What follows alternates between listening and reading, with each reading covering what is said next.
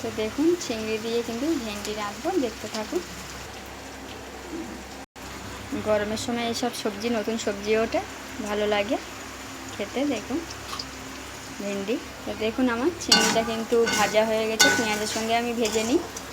তো মশলা দিয়ে কষানো হচ্ছে, দেখতে থাকুন। তো দেখো ভেন্ডি একটু কিন্তু সর্ষে বাটা দিলে খুব ভালো লাগে। তো এটা আমার কষানো হচ্ছে, দেখছেন কষানো হচ্ছে। তো দেখছেন সর্ষে দিয়েছি বলে একটু তরকারিটা সাদা লাগবে, কিন্তু পরে ঠিক হয়ে যায়। তো আমার ভেন্ডি আলু চিংড়ি কেমন হলো কমেন্টে জানাবেন, আর লাইক শেয়ার করে দেবেন। তো দেখুন আমার তরকারি কিন্তু কমপ্লিট, দেখছেন পুরো একদম পারফেক্ট চিংড়ি দিয়ে। আপনারাও কেমন হলো বলবেন, লাইক শেয়ার করে দেবেন, আপনারা কমেন্ট করবে, তারপর হয়তো ভালো লাগবে নতুন ভিডিও আনতে।